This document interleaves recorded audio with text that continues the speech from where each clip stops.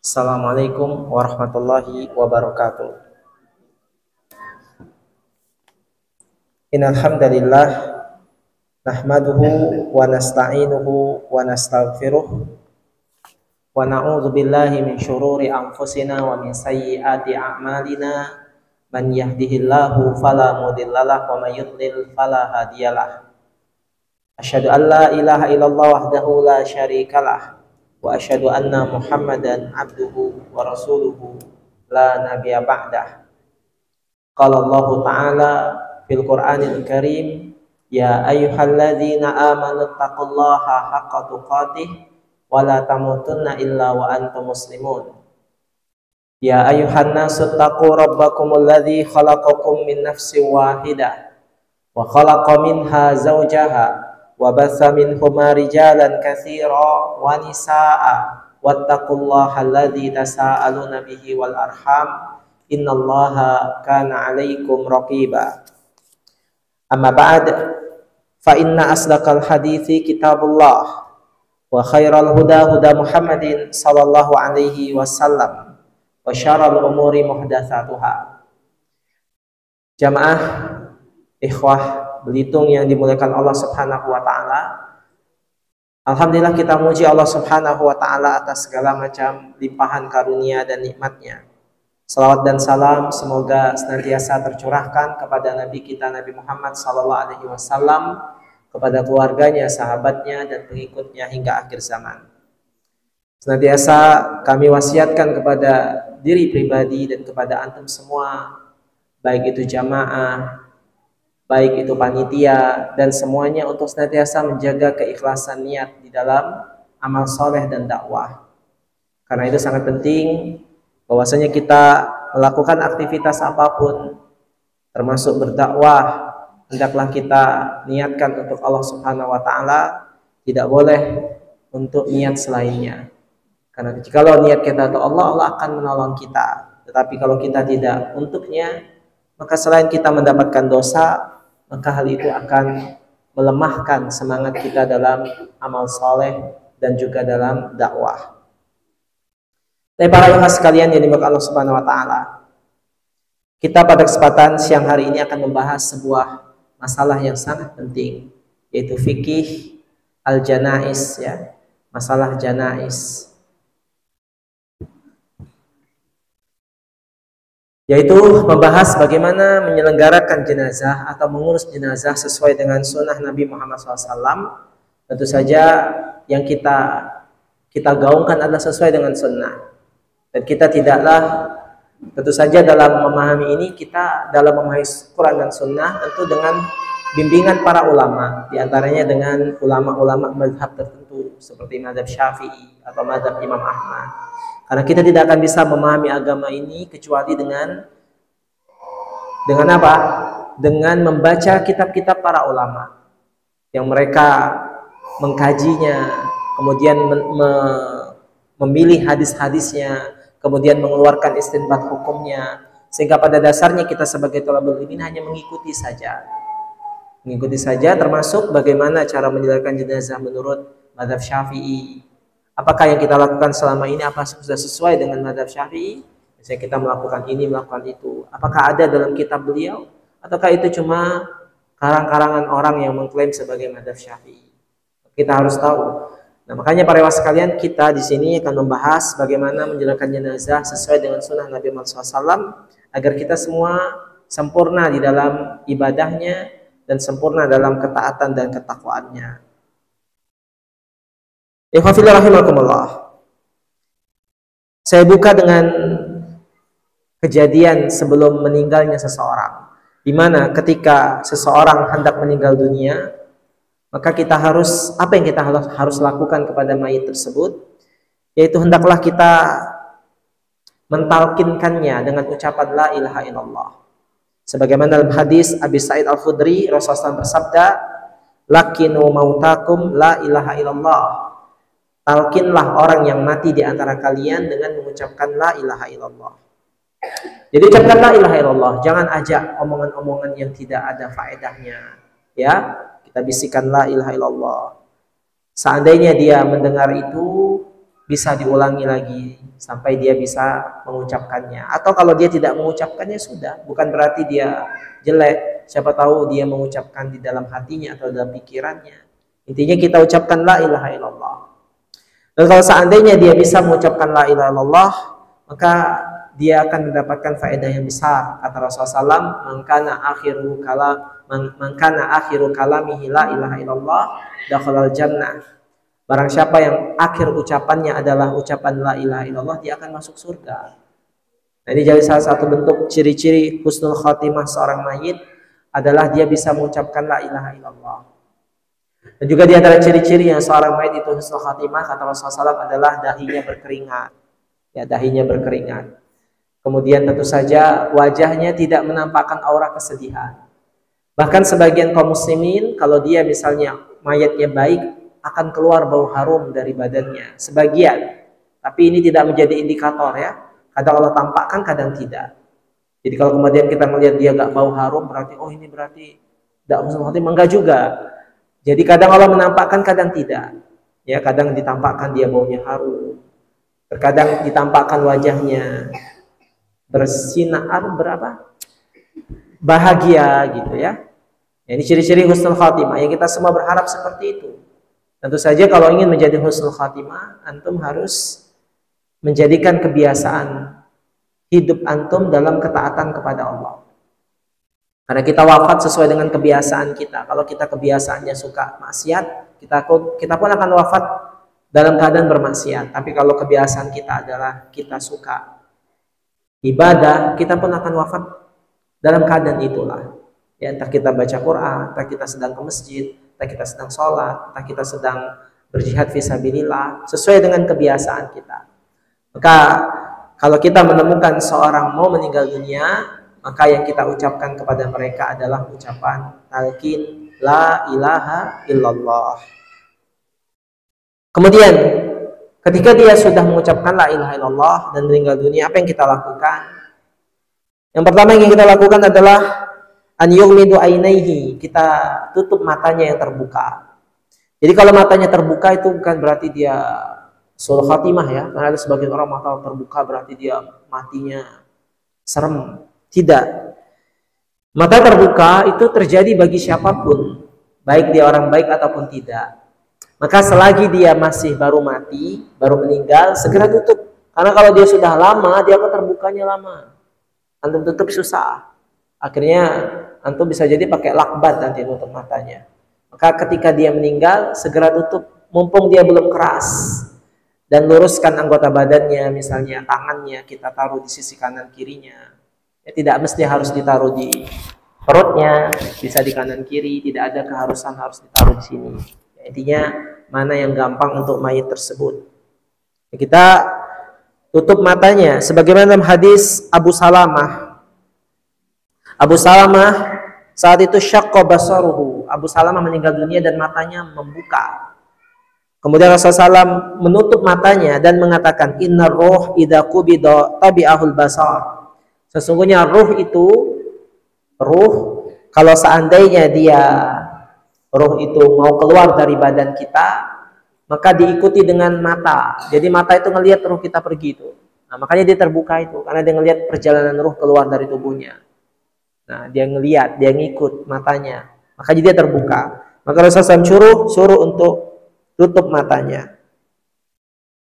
Kemudian selain kita tutup, kemudian kita doakan dia dengan doa yang Rasulullah SAW ajarkan ketika Abu Salamah meninggal dunia.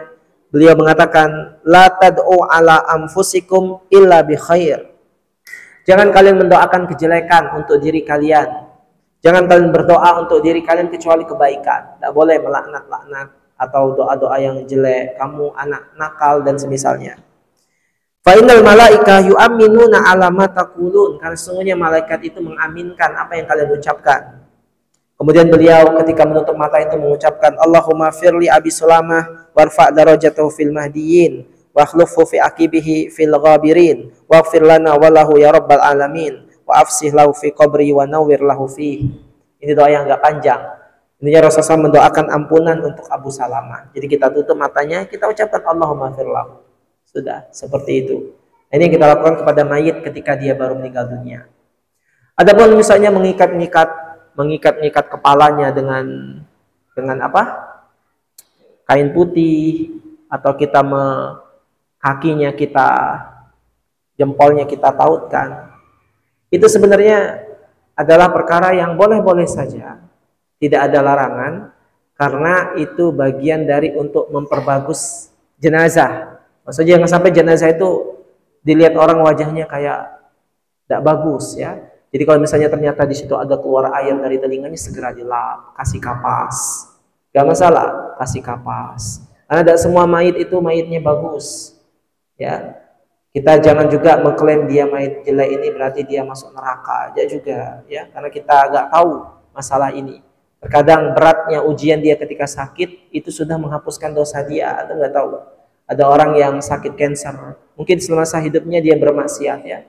Atau yang paling dahsyat misalnya ada banci kena HIV. Ya, dia matinya sakitnya lama ya. Kemudian dia kena HIV, kemudian kurus badannya, maka matinya jelek sekali wajahnya. Sudah kurus, kemudian keluar air dari hidung, dari mata dan semisalnya dari telinga, maka kita tutup bagian-bagian itu. Adapun mengklaim dia masuk neraka nggak bisa. Walaupun dia matinya jelek seperti itu, kita nggak tahu, mungkin dia ada kesempatan dari Allah untuk bertaubat selama setahun, 2 tahun, dia beramal soleh. Kemudian dia menyesali, dia menangis setiap hari. Tapi tetap saja sakit yang menimpa dia itu adalah bagian dari penebus dosanya. Mungkin dia suka berteriak tiap malam, kesakitan, untuk penebus. Sehingga nanti di akhirat dia sudah tidak lagi mendapatkan azab dari Allah. Makanya kita kalau memandang sesuatu yang kayak gitu, jangan langsung diklaim yang aneh-aneh ya. Nah, jadi tutup, mengikat kepalanya biar mulutnya tidak mangap ya. Kenapa dia diikat ini? Supaya nggak ngangak mulutnya. Kita tutup ya. Kemudian tutup ininya biar nggak keluar cairan-cairan mungkin dari telinganya atau dari hidungnya. Tutup. Ini bisa ditutup, ini bisa ditutup sesuai dengan kebutuhan. Kalau memang dibutuhkan. Tapi kalau tidak dibutuhkan nggak usah ditutup, tidak apa-apa. Tidak perlu untuk ditutup. Tapi berikutnya, setelah itu yang kita lakukan adalah menutup mayit tersebut dengan kain, ya, ke semua badannya, ke jami' badani, ke semua badannya kita tutup dengan kain. Sebagaimana hadis Aisyah radhiyallahu anha, ketika Rasulullah SAW itu meninggal dunia, sujiya bi bordin hibarah.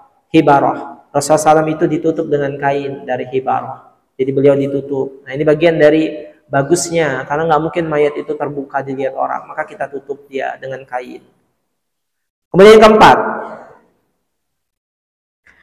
yang keempat adalah kita menyegerakan untuk mengurus jenazahnya. Tidak boleh ditunda. Kalau dia meninggal pagi, usahakan sore dikubur paling lambat. Jangan tunggu besoknya lagi, terlalu lama. Kalau meninggal malam, pagi lah dikubur. Tidak usah tunggu besoknya lagi. Sebagaimana orang kafir, kadang sampai seminggu baru dikubur. Dikasih formalin. Karena memang demikian. Karena pada dasarnya, mayitnya orang kafir beda dengan mayitnya orang beriman. Mayitnya orang beriman itu dia ingin segera dikubur. Supaya dia bisa segera mendapatkan nikmat kubur. Makanya sebenarnya kematian itu adalah rohah lil mu'minin. Mati itu adalah sebuah istirahat bagi orang mukmin. Maka kalau kita lihat seperti saudara kita di Palestina, mereka meninggal dunia, ya pada dasarnya itu kebahagiaan bagi dia. Apa sih enaknya di dunia ini? Ya, apa enaknya di dunia dibandingkan dengan di surga? Makanya kita kalau misalnya melihat mereka seperti itu, sebenarnya kita iri. Mereka dapat pahala besar, kita nggak dapat apalah. Mereka insya Allah syahid, sementara kita di Indonesia ini nggak jelas nasibnya.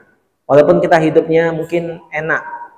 Nah, makanya kita harus ambil bagian dari perhatian kepada mereka dengan berjihad lewat harta, dengan ilmu, dengan segenap kemampuan kita, bukan jadi orang yang cuek sebagaimana saya katakan, atau jadi orang yang suka mengadu domba, ngembosin antara ustaz, melemahkan semangat mujahid, menebarkan berita-berita hoax. Jangan menjadi seperti itu ikhwan yang model seperti itu. Jadilah ikhwah yang mereka hati-hati dalam berbicara, mereka yang berpikir bagaimana bisa membantu Palestina dengan amal, bukan dengan jadi orang yang ngacau. Sudah dia ngacau kemudian menjelekkan dakwah salaf, seolah salaf itu kayak gitu semuanya. Jadi seperti itu. Jadi kita harus memikirkan mereka. Nah, jadi demikian ya. Jadi kembali lagi tadi, orang kafir itu mereka sangat takut dengan kematian. Bahkan matinya sangat sulit ya, orang kafir itu harus dipaksa untuk menarik ruhnya karena mereka nggak mau berpisah dengan dunia ini. Makanya ketika dia mati pun masih lama dikuburkan, orang kafir itu nggak dikubur-kubur. Sebagian itu sampai berbulan-bulan. Ya, sampai akhirnya ada sebagian wilayah di Indonesia dibakar, itu belum langsung dibakar tuh, nunggu berbulan-bulan mayatnya baru dibakar. Ya, ini salah satu bentuk rahasia Allah ingin menunda mereka karena memang mereka itu takut untuk menghadapi kehidupan sesudahnya. Sedangkan orang Islam disuruh Rasulullah SAW untuk segera dikubur. Kata Rasulullah SAW, asri'u bil janazah. Segera urus jenazahnya orang itu. Fa in taku salihah fa khairun tuqaddimunaha alaih. Kalau seandainya dia orang saleh, maka itu baik. Orang saleh maka dia baik. Maka dengan kebaikan itu dia segera mendapatkan pahalanya. Karena kubur itu nikmat dibandingkan di dunia. Di kubur itu ikhwah, di kuburan itu memang tidak sama perasaan kita dengan di surga. Kalau di surga memang kita sudah benar-benar lapang dadanya. Karena di surga itu sebelum masuk surga Allah bersihkan hati kita, benar-benar bersih. Tapi di kubur itu perasaannya masih kayak kita saat ini. Masih kayak kita, seperti ibaratnya mimpi, masih seperti itu. Ya. Jadi yang mengalami azab kubur atau nikmat kubur adalah ruh kita kan yang merasakan nikmat ini, nikmat itu, tapi jasad kita hancur. Nah, itu kalau dikubur. Jadi yang lebih besar persentasenya mendapatkan nikmat itu ruh kalau dalam kubur. Tetapi kalau kalian masuk ke alam akhirat nanti ketika dibangkitkan di hari kiamat, kalian persentase antara ruh dengan jasad seperti kayak gini lah, kayak kita di dunia ini, percis seperti ini. Ruh dan jasad menyatu seperti saat ini. Nah, dalam kubur orang mukmin menjadikan dia sebagai istirahat, ya. Nah, baik, fa in taku wa in takun ghairu dzalika fasyarrun tad'unahu an riqabikum. Kalau dia orang baik, maka orang soleh, maka itu baik untuknya sehingga dia bisa mendapatkan nikmat. Tapi kalau dia misalnya orang yang jelek, orang kafir, orang fasik, kalian juga harus segera menguburkan, kata Rasulullah SAW. Kenapa? Supaya kalian lepas dari tanggungan. Lepas dari tanggungan. Karena ngurus jenazah itu repot. Kalau dia masih ditunggu-tunggu itu kan banyak beban kita. Kalau dikuburkan, aduh lega kita sudah. Tapi kalau dibiarin aja di rumah berhari-hari, itu kan menjadi beban. Nah, jadi sebisa mungkin disegerakan. Nggak perlu nunggu-nunggu keluarga yang jauh datang sampai 2 hari, 1 hari. Kalau dia misalnya masih 1 hari, mungkinlah sore baru datang ditolerir. Ini sampai 2 hari, 3 hari mau ditunggu semua keluarga kumpul. Keluarga kumpul juga dia mau ngapain? Ya, daripada mayatnya ini tersiksa lama dan menjadi tanggungan keluarga, orang-orang juga nunggunya lama dan dikubur-kubur. Ya, maka bagi keluarga yang jauh, maka cukup doakan saja. Dan antum juga masih bisa untuk mensolatkannya dengan cara susulan. Misal sudah disolatkan, yaitu sholat jenazah di kuburannya. Sama, ya, jadi tidak masalah. Dan mereka juga jenazah ini juga nggak nungguin antum. Ketika antum dia mati, tidak ada dia kemudian nunggu keluarganya datang. Dia nggak tahu lagi sudah. Dia sibuk memikirkan nasib dia nanti. Jadi dia tidak lagi nginget yang ini itu, yang antum datang itu. Dia cuma mikirin saya ini mau kemana habis ini. Jadi kita akan lihat kalau ada waktu kita akan lihat perjalanan roh itu ya. Ketika dicabut nyawanya dia pergi kemana? Ya, ketika dicabut nyawanya. Baik para sekalian berikutnya. Poin yang kelima, apa yang kita lakukan kepada mayit ketika dia sudah meninggal dunia, yaitu kita hendaklah mensegerakan untuk membayar hutangnya kalau dia punya banyak hutang. Bila perlu, kita jual harta dia supaya dia segera lunas hutangnya. Jangan sampai dia meninggal membawa hutang. Karena kalau dia sampai meninggal bawa hutang, itu menjadi beban baginya di kuburan. Dia terhalangi untuk masuk surga walaupun dia orang soleh. Dia juga menjadi tanggungannya di alam barzah. Berat masalah hutang ini. Walaupun antum baik. Nah, makanya kita harus memikirkan hutang dia. Sebagaimana hadis dari Jabir bin Abdullah. Dari Jabir bin Abdullah bahwasanya mata rajulun. Ada seorang laki-laki yang meninggal dunia. Faghassalnahu wa kafanahu wa hanatnahu wa wada'nahu li Rasulullah sallallahu alaihi wasallam haitsu tuda'ul janais. Laki-laki ini kemudian kita mandikan, kemudian kita kafankan, kita berikan parfum yang wangi dan kami letakkan di hadapan Rasulullah untuk disolatkan, yaitu di tempat yang namanya Maqam Jibril. Kemudian kami meminta izin kepada Rasulullah SAW untuk menjadi imam sholat jenazah ini. Kemudian datanglah Rasulullah SAW, kemudian sebelum dia menyolatkan dia nanya, Rasulullah SAW nanya kepada sahabat, la'alla ala sahibukum dainan, apakah dia ini punya hutang? Kata Rasulullah SAW, apakah dia punya hutang? Qalu na'am, maka mereka menjawab iya, dia punya hutang dia ini. Sekitar dinarani, dia punya hutang 2 dinar. 2 dinar hutangnya, entah berapa juta itu 2 dinar. Maka Rasulullah SAW pun tidak mau mensolatkan orang ini karena dia punya hutang. Padahal ya doa solat jenazahnya Rasulullah SAW sangat diharapkan, tetapi Rasulullah SAW nggak mau mensolatkannya. Kemudian faqala lahu rajulun minna yuqalu Abu Qatadah. Kemudian datanglah seorang laki-laki yang bernama Abu Qatadah mengatakan, ya Rasulullah, huma alayya. Kata dia Rasulullah SAW, hutangnya itu biar saya yang menanggungnya, kata Abu Qatadah. Maka Rasulullah SAW mengatakan kepada Abu Qatadah, huma alaika wa fi malika wal mayyitu minhuma bari'. Kata Rasulullah SAW, kalau begitu hutang ini jadi tanggung jawabmu dari hartamu, kata Rasulullah SAW. Kalau sudah demikian, barulah mayit ini terlepas dari beban. Maka dia mengatakan, na'am ya Rasulullah SAW, saya yang menanggung hutangnya. Kemudian ketika itulah fasalla alaihi, maka Rasulullah SAW menyolatkannya. Kemudian selesai sholat, Rasulullah SAW mengatakan kepada Abu Qatadah, apa yang kamu perbuat dengan uang 2 dinar itu? Kata Rasulullah SAW. Hatta kana akhiru dzalika.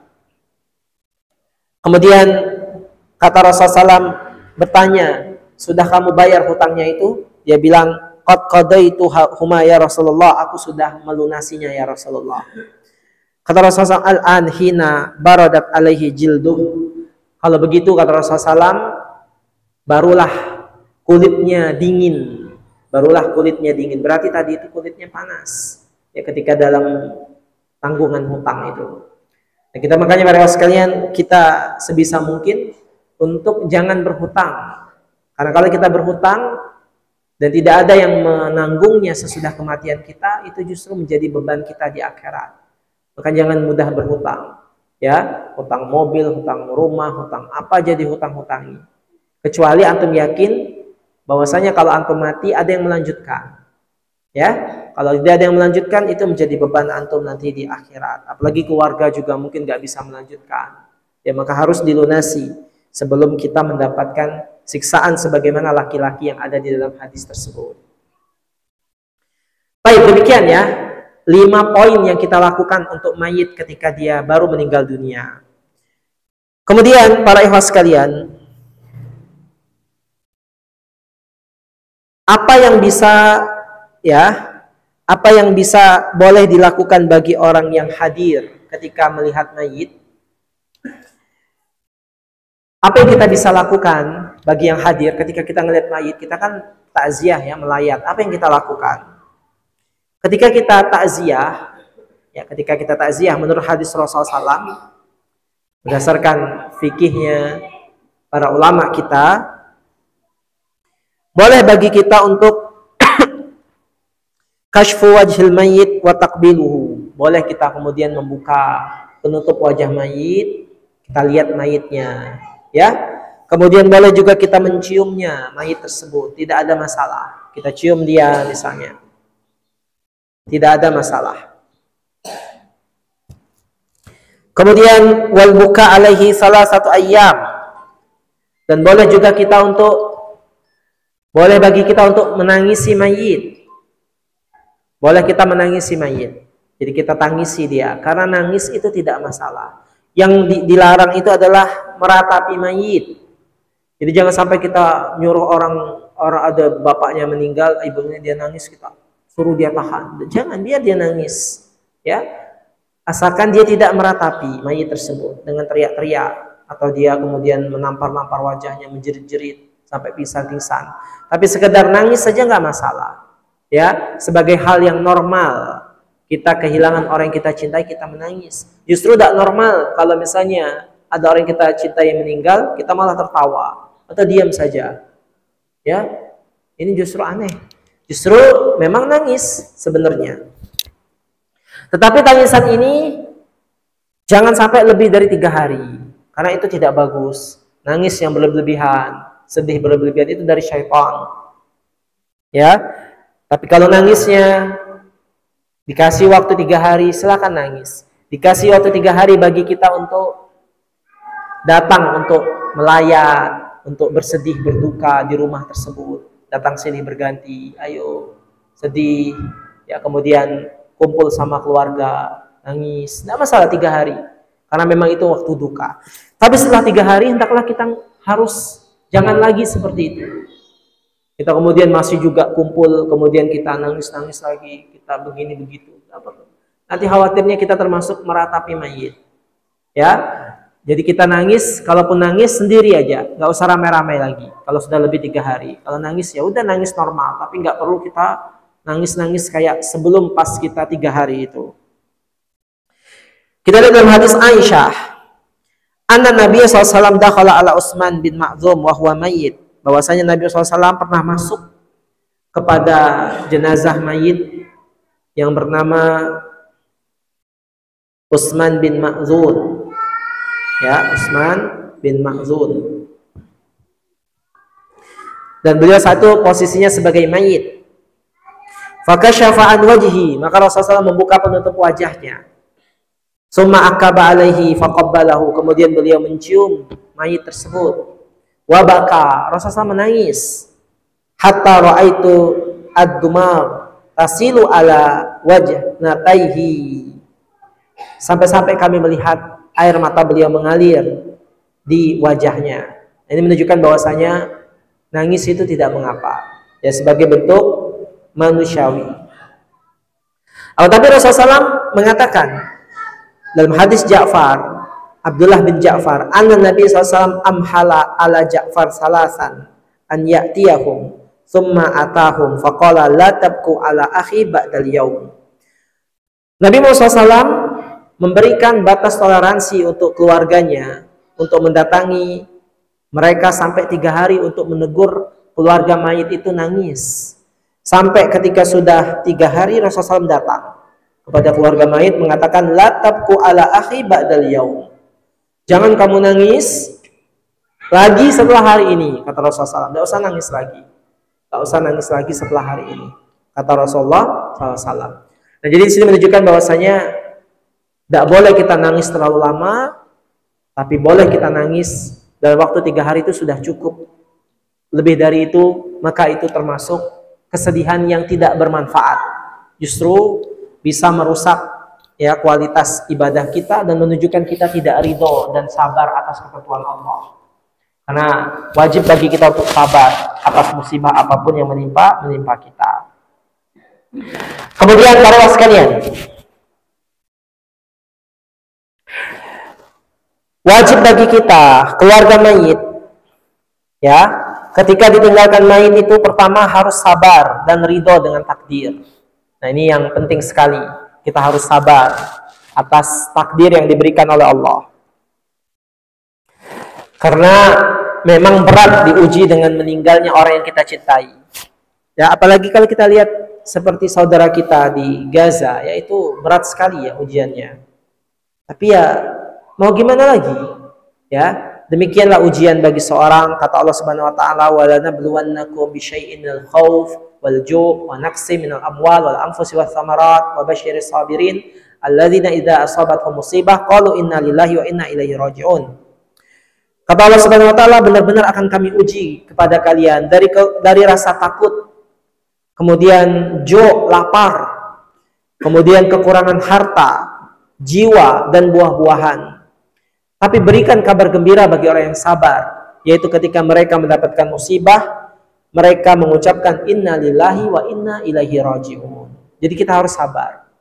Sabar bukan berarti nggak boleh nangis. Ingat, sabar bukan berarti tidak boleh nangis. Karena nangis itu nggak bisa ditahan. Sebagai bentuk kasih sayang. Sebagai Nabi Yakub alaihissalam, beliau menangisi kematian Yusuf. Tapi apakah Nabi Yakub itu tidak sabar? Sabar. Ya, Rasulullah SAW menangisi kematian anaknya. Anak-anaknya yang laki-laki mati terus. Maka Rasulullah sering nangis. Tapi apakah beliau tidak sabar? Sabar. Ya, yang dikatakan tidak sabar itu kalau dia sampai teriak-teriak, menjerit-jerit, mukul-mukul wajah, marah-marah, kemudian membanting-banting diri, kemudian mencela, itu yang nggak sabar. Itu yang nggak boleh. Ya, tapi kalau dia nangis itu wajar. Tapi kalau dia mengucapkan kata-kata lisan yang mencaci maki, kemudian dia membanting dirinya, kemudian dia merusak wajahnya, rambutnya, ini yang nggak sabar, ini yang dilarang. Sebagaimana hadis dari Anas bin Malik, bahwasanya Rasulullah SAW pernah melewati seorang wanita yang menangis di kuburan anaknya. Ada laki wanita yang menangis di kuburan anaknya. Baik. Ini dalil bahwasanya sebenarnya wanita itu nggak apa-apa ziarah kubur. Karena kalau seandainya dilarang ziarah kubur, tentu Rasulullah SAW bilang, kamu nggak boleh ziarah kubur. Tapi Rasulullah SAW tidak melarangnya. Ya, tidak melarang wanita itu ziarah kubur. Yang dilarang itu adalah zawaratul kubur, yaitu wanita yang suka ziarah kubur, berkali-kali ziarah kubur. Tapi kalau dia sekali nggak masalah, karena wanita juga butuh untuk tazkiratul maut. Wanita juga butuh untuk mengingat kematian.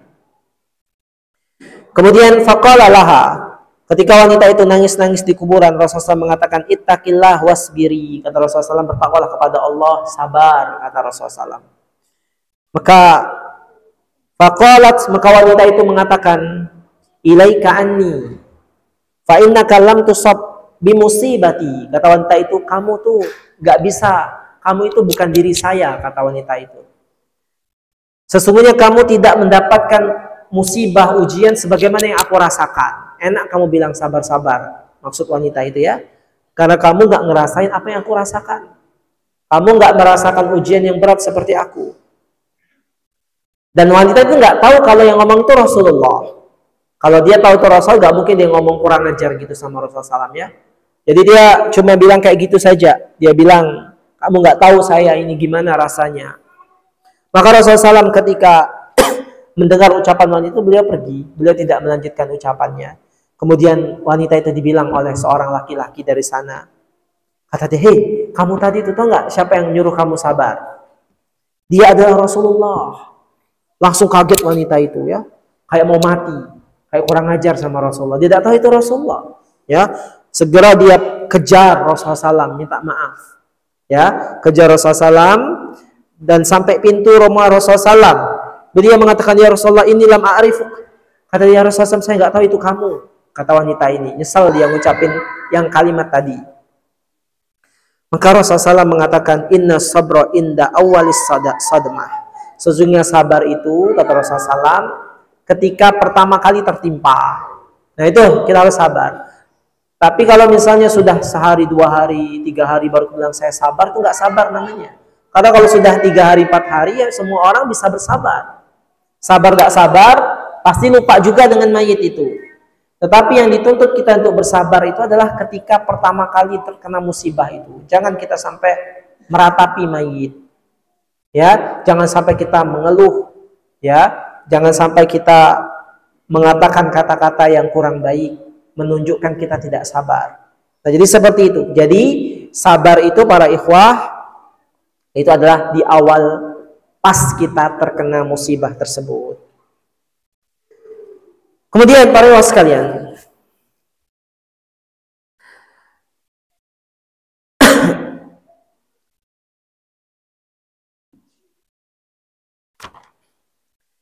Hendaklah kita bersabar atas meninggalnya keluarga kita, terutama anak kita. Karena meninggalnya anak kita itu pahalanya besar. Di mana anak yang meninggal sebelum usia balik itu dia dijamin masuk surga.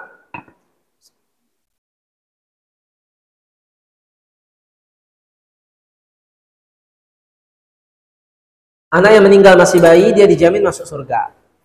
Makanya jadi kabar gembira bagi orang tua yang anaknya meninggal dunia masih bayi atau sebelum balik,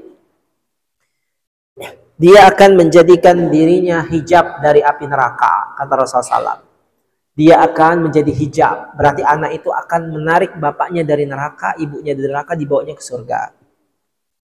Nah, jadi tentu saja kita harus sabar, makanya harus sabar kalau misalnya kita kehilangan anak kita, berarti bersyukur. Pertama bersyukur, anak kita sudah satu masuk surga.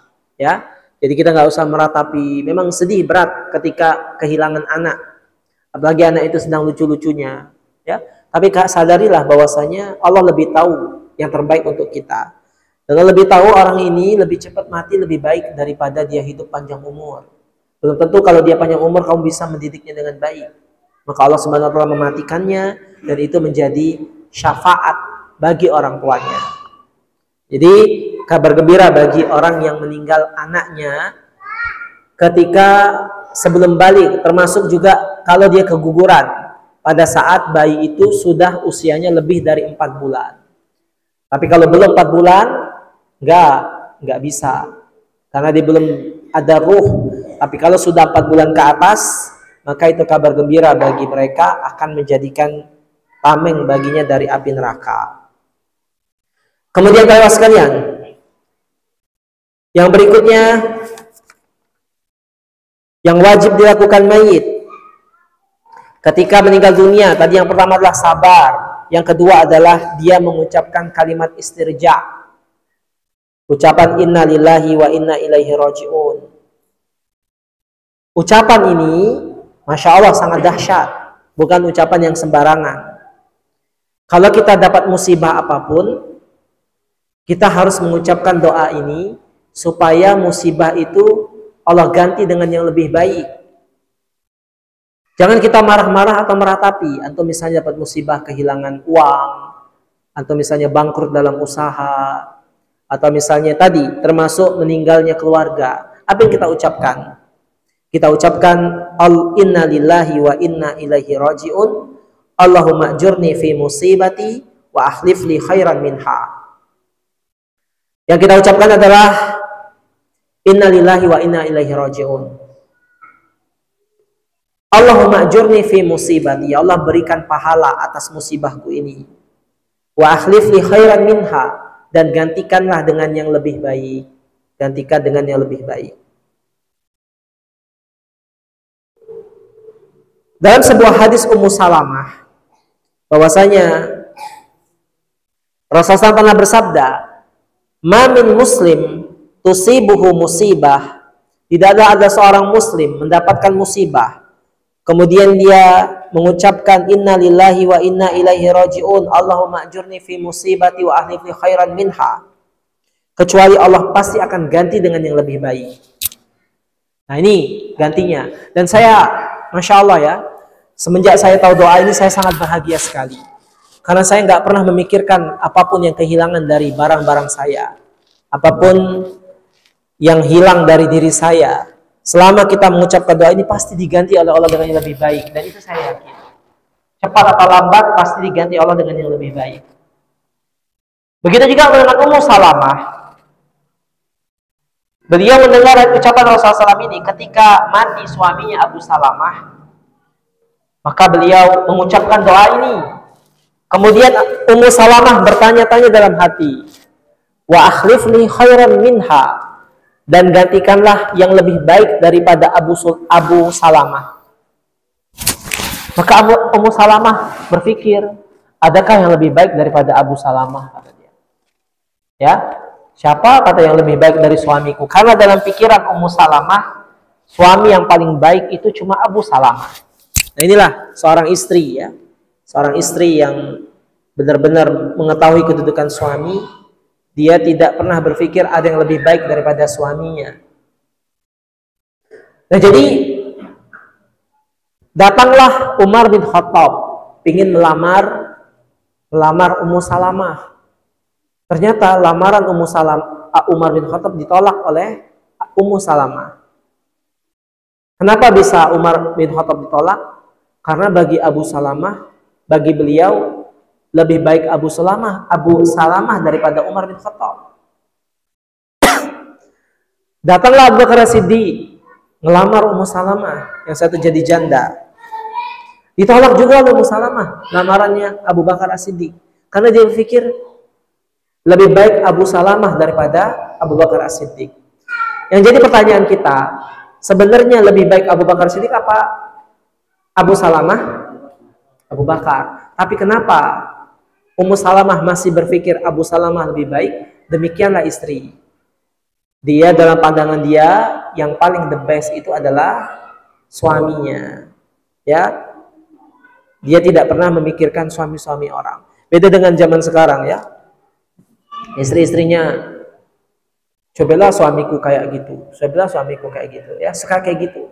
Apalagi istri-istri yang suka nonton sinetron, ya memikirkan suaminya itu kayak artis-artis itu, ya akhirnya menderita sendiri dia, ya melihat suaminya mukanya kayak gitu, enggak. Nah jadi istri yang baik seperti itu, dia merasa suaminya yang lebih baik daripada Abu Bakar dan Umar. Kemudian datanglah Rasulullah SAW melamar Ummu Salamah. Ketika Rasulullah SAW melamar Ummu Salamah, kata Ummu Salamah, ini baru lebih baik daripada suamiku. Sepakat. Karena memang Rasulullah SAW tidak ada yang lebih baik daripada Rasulullah SAW. Maka beliau terima Rasulullah SAW dan akhirnya jadilah Ummu Salamah sebagai Ummahatul Mukminin, ibu-ibu kita, ibu-ibunya kaum muslimin. Jadi para sekalian, inilah dahsyatnya doa tadi. Beliau meninggal Abu Salamah, tapi dapat suami yang lebih baik. Siapa itu? Rasulullah Sallallahu Alaihi Wasallam. Jadi antum harus hafal doa itu. Inna lillahi wa inna ilaihi rajiun. Allahumma ajurni fi musibati wa akhirni khairan minha. Seandainya pun misalnya istri ya, suaminya meninggal dunia. Kemudian dia berdoa ini, dia menunggu-nunggu siapa yang lebih baik dari suamiku. Ima dia dapat suami, ima kalaupun dia tidak dapat suami, dia jadi janda seumur hidup. Allah ganti dari anaknya yang jadi besar, kemudian menjadi lebih bagus daripada suaminya itu, membimbingnya, membela ibunya, membanggakannya, dan dalam berbagai macam urusannya. Baik para sekalian, sekarang kita akan bahas apa saja yang diharamkan bagi keluarga untuk mayit. Yang pertama kali diharamkan bagi keluarga untuk mayit adalah niyahah, yaitu kita meratapi mayit. Karena termasuk merupakan budaya jahiliyah, niyahah ini. Karena dulu di zaman jahiliyah, niyahah ini merupakan suatu program yang memang dikoordinir, ada petugasnya, wanita-wanita tukang niyahah. Ya, mereka nangis-nangis, oh semua ya dikoordinir, niyahah. Sama seperti mungkin kita juga modelnya lain tapi niyahahnya zaman sekarang. Pokoknya dikoordinir orang untuk kumpul-kumpul. Nah, dikoordinir, niyahah. Cuma bedanya mereka nangis, gitu-gitu ya, sampai berhari-hari. Sebagaimana meratapi ini seperti orang Syiah, Rafidah. Mereka hingga saat ini meratapi kematian Husain dengan memukul-mukul wajahnya dengan pedang, dengan cambuk melukai tubuhnya dalam rangka niyahah. Ini perkara jahiliyah yang kita dilarang. Kata Rasulullah SAW, ada 4 perkara dari umatku yang merupakan perkara jahiliyah yang kita harus berusaha untuk meninggalkannya. Pertama adalah berbangga-bangga dengan nasab. Kemudian kita at-ta'an fil insab atau mencela nasab. Kemudian kita meminta hujan dengan bintang. Dan yang keempat adalah niyahah. Pelaku niyahah, kata Rasulullah SAW, kalau dia belum bertaubat sebelum matinya, maka dia akan dibangkitkan di hari kiamat dengan memakai pakaian dari tembaga panas. Nah, itu ganjaran bagi orang yang niyahah. Ini salah satu perkara yang diharamkan ketika kita ya melakukan atau kita terhadap mayit, yaitu niyahah. Termasuk juga kita memukul-mukul wajah kita bentuk niyahah, kita menggundulkan rambut kita sebagai bentuk frustasi. Kemudian kita juga mungkin ya misalnya mengacak-ngacak rambut kita dan semisalnya. Ini bagian dari niyahah yang dilarang. Kemudian perkara yang lain yang kita dilarang dalam menyelamatkan jenazah untuk mayit, misalnya kita membakar-bakar kemenyan atau dupa di sekitar mayit, maka ini tidak ada dasarnya. Kalau dia misalnya membakar dupa itu hanya sekedar untuk supaya wangi ruangan kayak di Arab sana ya. Di Arab kan memang suka bakar dupa. Tapi itu tidak ada keyakinan orang Arab itu. Bakar dupa itu cuma untuk harum. Karena memang itu aromaterapi, bagus, sehat. Tapi kalau dia bakar menyan dengan keyakinan itu tambah lagi bahaya. Misalnya dia ingin mengusir roh jahat dan semisalnya. Maka itu bukan budaya Islam. Maka kita hendaklah meninggalkan hal tersebut. Dan lain sebagainya. Para ikhwah sekalian, intinya yang kita lakukan ketika kita menjenguk mayit, pertama kita boleh melihat wajahnya, kemudian kita boleh mendoakannya, kemudian kita menemui keluarganya untuk menasihat dia untuk bersabar. Sabar akhi, seperti itu. Ya, sabar. Nah, itu yang diajarkan Rasulullah SAW dalam kitab-kitab fikih. Adapun selain itu, saya tidak menemukan ada dalilnya selain itu. Apa yang dilakukan kepada mayit, wallahu a'lam, ya. Intinya seperti itu yang dipraktekkan oleh Rasulullah SAW dan para sahabat ridwanullah alaihim ajma'in. Dan juga yang lainnya, misalnya kita lihat dia sedang susah, keluarga mayit ini, kita bantu dia untuk menyiapkan makanan dia mungkin tidak sempat masak, antum tenang ya, kami yang masak ya, antum makan ya, seperti itu. Jadi keluarga mayit tidak boleh dibebankan dengan memberat-beratkan dia untuk menyajikan sesuatu untuk tamu. Justru kita yang empati tetangganya, biar kami yang masak, biar kami yang nyajiin makanan untuk kamu duduk aja, ya, seperti yang dilakukan. Banyak kita menyiapkan tenda mungkin, atau kita menyiapkan pengurusan jenazahnya. Ya, paling penting adalah kita menguatkan keluarga mayitnya agar dia bisa bersabar. Kemudian para sekalian, apa yang wajib kita lakukan kepada mayit di dalam penyelenggara jenazah ini? Yang pertama adalah al-ghusl. Nah, ini kita akan bahas. Yang pertama adalah ghusl, kita memandikan mayit.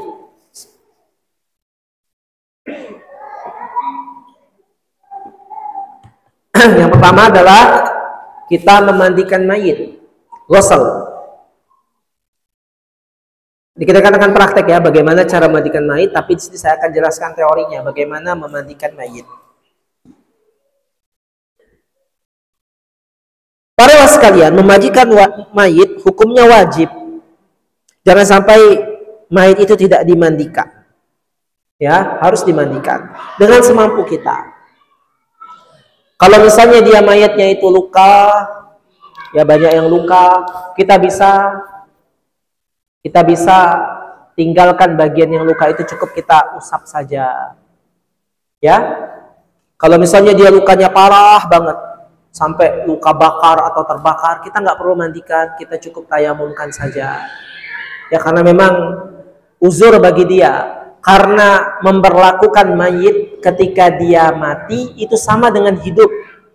Ketika antum sedang hidup, antum lagi luka ini, antum siram dengan air, antum mau? Sakit kan? Sama, mayit juga sama. Jangan digituin. Kemudian kita seenak-enaknya, oh luka, kita siram, dia kan tidak tahu lah mati. Ya, nggak boleh. Karena kata Rasulullah SAW, mematahkan tulang mayit ketika mati sama dengan mematahkan ketika dia hidup. Nah, jadi kita jangan bagian yang luka kita kemudian siram. Kita harus hati-hati. Tetapi kalau dia tidak ada yang luka dan dia posisinya normal mayitnya, maka kita mandikan saja dengan cara yang normal. Hadis tentang memandikan mayit, kita lihat dalam hadis Ummu Atiyah. Anna Rasulullah SAW qala lahunna fi ghusli ibnatih. Rasulullah SAW pernah bersabda kepada Ummu Atiyah tentang bagaimana praktek memandikan anaknya yang meninggal. Anaknya Rasulullah SAW pernah meninggal. Rasulullah SAW memberikan kaidah dalam memandikan wanita, memandikan ini, kata Rasulullah SAW, ibda'na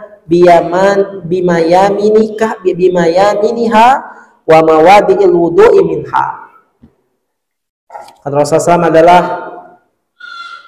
mulailah dengan memulai mandikan dengan sebelah kanan, dan mulailah dengan membasuh anggota wudhunya. Ini kuncinya. Memandikan mayit, yang membedakan dengan mandi biasa adalah adanya wudhu. Dia jadi seperti mandi wajib. Jadi mandikan mayit itu persis kayak mandi wajib. Cuma bedanya kita mandikan orang, bukan mandi sendiri. Yaitu kita wudhukan dia, kemudian mulai dari yang sebelah kanan. Kita lihat dalam hadis ini juga bahwasanya kata Ummu Atiyah, Nabi Muhammad SAW pernah masuk ke kami. Saat itu kami sedang memandikan anaknya, dan dia mengatakan, "Igsilnaha salasan aw khamsan aw aksar min dzalika in ra'aitunna dzalika." Mandikan dia, kata Rasulullah SAW, sebanyak 3 kali atau 4 kali, 3 kali atau 5 kali atau lebih dari itu kalau memang dirasa harus lebih dari itu, tergantung kondisional. Kalau misalnya dia banyak kotorannya, tidak cukup 3 kali, 5 kali. Kalau 5 kali ternyata masih juga ada kotoran, bisa 7 kali. Ya, tergantung kondisional. Tergantung kondisional mayit. Intinya minimal 3 kali. Ini minimal. Ya. Mandikan dengan bima'in wasidrin. Mandikan dia dengan air dicampur daun bidara. Mandi dengan air dengan campuran daun bidara. Daun bidara ini pada dasarnya tidak wangi ya. Antum bawa daun bidara? Bawa enggak? Enggak ya? Bawa ya? Wangi enggak? Enggak kan? Cuma memang demikian. Daun bidara ini berkhasiat. Ya, berkhasiat untuk meruqyah dan juga untuk memandikan mayit. Mandikan dengan air daun bidara. Kemudian kata Rasulullah SAW, ada kaidah terakhir yang Rasulullah SAW katakan, waj'alna fil akhirah kafuran aw syai'an min kafur. Jadikan siraman yang terakhir, siramannya kan bisa 3 kali, bisa 5 kali ya. Taruhlah 3 kali. Siraman yang pertama itu adalah untuk pertama kali mandi, kemudian dikasih sabun. Ya, siraman yang kedua itu adalah membilas. Sabun-sabun tadi itu kan dibilas kan? Siraman yang ketiga adalah menyiram seluruh tubuhnya dengan air kapur barus. Nah, itu 3 kali. Itu kalau 3 kali. Kalau 5 kali, siraman yang pertama adalah siraman untuk mandi, untuk dia dikasih sabun. Siraman kedua adalah siraman untuk membilas sabun tersebut. Siraman ketiga, kalau kita rasa masih banyak sabun-sabunnya yang lengket, atau kayaknya sulit, badannya besar, orangnya gemuk, tidak cukup dengan 3 mungkin. Ya, siraman keempat sama untuk membersihkan, mungkin ada, waduh badannya berlipat-lipat. Ya, jadi kita harus kasih siraman yang keempat. Siraman yang kelima adalah air kapur barus. Seperti itu. Yaitu cara memandikan. Kemudian kata Rasulullah SAW. Nah, ini adalah ya kaedahnya di dalam mandi tersebut. Dan Rasulullah SAW mengatakan terakhirnya ashirnaha iyahu. Ya, kemudian Rasulullah SAW ya menyiram seluruh tubuhnya. Kemudian juga dalam hadis yang lain, khusus untuk wanita, setelah kita mandikan, kita tambah dengan fasofarna sya'roha salasa aslas qardaiha wa nasiyataha. Khusus wanita, setelah dimandikan, rambutnya dikepang menjadi 3 bagian. 2 itu di bagian tanduknya kanan kiri, 1 di bagian tengahnya. 1 di bagian tengah, dikepang, diikat, kemudian dikumpulkan jadi 1, kemudian ditaruh, dibawa ke belakangnya. Nah, itu untuk perempuan. Jadi rambutnya dikepang. Dikepang ya, kepang lah. Saya juga nggak tahu bahasa Indonesianya. Itulah kepang. Nah, seperti itu untuk perempuan. Kalau laki-laki nggak ada dikepang. Ini perempuan. Dikepang bagian tanduk, bagian tengah, kemudian dijadikan 1, kemudian dibawa ke belakang. Nah, itu prakteknya mandikan mayit. Nanti kita akan praktekkan. Sebenarnya tidak susah. Cuma masalahnya groginya. Kalau sekarang kita praktek mayatnya mayat hidup, gampang. Dia nurut, kita suruh angkat tangan, dia angkat tangan. Tapi nanti kalau udah mayat beneran, antum lain sensasinya. Dia panas. Dia nggak bisa bergerak, kaku. Apalagi kadang mayat-mayat itu ya, para ikhwah, memang benar ya. Kalau yang banyak dosa itu lain mayatnya. Ya, antum hati-hati. Yang banyak dosa itu mayatnya busuk kadang baunya. Allah alam. Ya, itu memang wakil. Ya, Allah ingin menunjukkan kekuasaannya. Wanita-wanita pezina terkadang ngeluarin bau busuk dari kemaluannya. Waliyadzubillah. Dan itu sering terjadi. Ya, coba kita kan nggak mau cerita. Ya, orang wanita juga dilarang untuk membuka aib.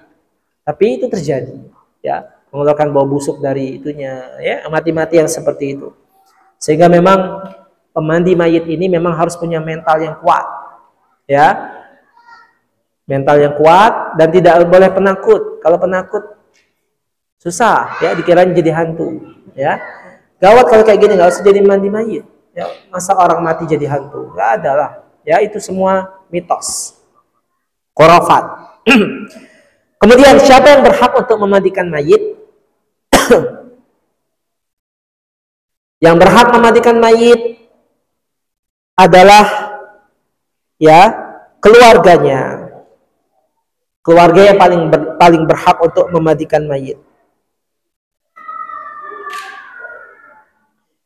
Jadi bahwasanya yang paling berhak memandikan adalah keluarganya. Terutama tentu saja harus sama gendernya. Nggak boleh gendernya nggak sama. Kalau keluarga juga harus sama gendernya. Kalau ternyata beda gendernya, lebih baik dikasih ke orang bukan keluarga, tapi sama gender. Paling utama gender sama dulu. Baru kemudian keluarga. Kalau sama gendernya baru pilih keluarga. Kecuali suami istri. Kalau suami istri, justru yang disunahkan yang memandikan adalah pasangannya. Pasangannya yang memandikan, pasangannya masing-masing. Kalau dia kuat, kenyataannya nanti tidak beres. Ya, istrinya mandiin mayitnya malah dia nangis pingsan di situ jadi berabe. Ya, jadi kalau dia mampu pasangannya yang memandikan, tapi kalau tidak mampu maka keluarganya yang memandikan. Sebagaimana hadis Aisyah radhiallahu anha, kata Rasulullah, kata Aisyah, "Lau kuntu istaqbaltu min amri mastabdartu ma ghassala Nabi sallallahu alaihi wasallam." Kata Aisyah, kalau seandainya saya boleh mengembalikan waktu, ya, Aisyah yang kepingin dia yang memandikan Rasulullah SAW. Ini menunjukkan bahwasanya suami istri lebih berhak untuk memandikan pasangannya. Dan juga berdasarkan hadis Rasulullah SAW ketika dia mengatakan kepada Aisyah, kalau seandainya engkau mati ya Rasulullah SAW, kata Rasulullah SAW bilang ke Aisyah, "Lau mitti qabli." Kalau seandainya kamu mati sebelum aku, wahai Aisyah, faghassaltuki, aku yang akan memandikan kamu. Ya, aku yang akan memandikan kamu, wa kafantuki, dan aku yang akan mengkafani kamu. Kemudian aku akan yang menyolatkan kamu, dan aku yang akan menguburkan kamu. Ini dalil bahwasanya suami istri itu boleh memandikan mayit, tapi kalau ibu dan anak boleh, bagus, tapi harus sama gendernya. Jadi tidak boleh anak laki-laki mandikan ibunya. Begitu juga anak perempuan memandikan bapaknya. Nggak boleh. Walaupun mahram. Karena nanti memandikan mayit ada perkara-perkara yang harus dipegang. Seperti kita memegang menyebok dia dan semisalnya, itu tentu harus sama gendernya. Dan ketika kita memandikan juga, kita harus pakai sarung tangan. Ada sarung tangannya kan? Sarung tangan ini juga ketika kita memandikan bagian kubul dan dubur, tidak boleh juga tangan kita langsung kena itu. Nanti antum terasa, terasa, bisa dibayangkan. Jadi harus antum ada kain juga, ada kain pelapis untuk gosok dia. Jadi antum tidak mengetahui dan tidak merasakan apa pada bagian-bagian tertentu dari tubuh mayit. Nah itu para sekalian ya. Jadi yang paling berhak untuk memandikan adalah keluarganya sendiri. Kemudian para sekalian, tidak disyariatkan untuk memandikan mayit yang meninggal karena syahid, mati syahid, seperti di Gaza. Orang yang mati syahid di Gaza, rakyat sipil, semuanya dikuburkan dalam keadaan darah-darah itulah. Karena nanti kelak dibangkitkan di hari kiamat, beda sendiri dia dengan kita. Mereka nanti dibangkitkan dalam keadaan penuh dengan darah-darah itulah, dengan bau yang harum semerbak nanti di padang mahsyar. Karena Allah ingin memuliakan mereka. Mungkin mereka saat ini sangat sedih ya, sedang berduka. Tapi lihat nanti di akhir, di kiamat nanti, justru mereka yang paling bahagia dibandingkan kita semua. Kalau sekarang sih memang mereka sedang diuji dengan ujian yang berat, ya. Tetapi mereka lah nanti yang akan bahagia. Bahkan yang sudah mati itu bahagia. Mereka ruhnya, kalau antum mati, antum di alam barzah. Di alam barzah itu apa gawinya? Duduk, nunggu kapan hari kiamat. Ngobrol sama siapa? Dalam alam barzah antum ngobrol sama siapa? Ada nggak teman ngobrolnya dalam kuburan? Siapa? Amal soleh, barakallahu fiik. Yang teman kita cuma amal soleh kita. Amal soleh kita dijadikan bentuk manusia yang bagus. Jadi kita ada kawan ngobrol. Itu kerjaan kita di kuburan. Sambil melihat surga. Waduh, alangkah indahnya. Kapan kita ke situ? Ya. Tapi belum bisa makan, belum bisa minum. Cuma gitu-gitu saja. Tetapi kalau mereka, orang yang mati syahid, kata Allah Subhanahu wa taala, wala taqulu liman yuqtalu fi sabilillahi amwat bal ahya. Ya, walakin la tash'urun. Jangan kalian katakan bahwasanya orang yang mati syahid itu mati. Tetapi dia tetap hidup, tapi kalian tidak tahu. Ya, kenapa bisa dikatakan dia tidak mati? Karena ruhnya tidak di alam barzah, tapi ruhnya dibawa ke langit sana. Di langit ditaruh di seekor burung, memiliki sayap, sehingga dia bisa terbang kemana saja di atas langit sesuai dengan kehendak dia. Dia mau ke sini, ke situ, bebas, lebih bebas dari kita, lebih bahagia, bisa terbang ke sana, ke situ, ya, melihat langit. Adakah orang yang lebih bahagia daripada orang yang mati syahid? Nah, jadi makanya kenapa penduduk Gaza itu sangat merindukan mati syahid? Karena tahu janjinya syahid. Dan juga orang yang mati syahid itu nggak sesakit mati kita sakit. Kalau kita mati sakit, ya, kalau kita mati sakit ini sakit. Antum mati tempat tidur, mati sakit kanker, waliyadzubillah, mati sakit stroke, itu sakit prosesnya. Tapi kalau mati syahid, memang kelihatannya sakit, kepalanya hancur, ya, kemudian ketimpa runtuhan, kayaknya sakit banget ya. Tapi nggak sakit. Sakitnya itu kayak kita sakit-sakit itulah.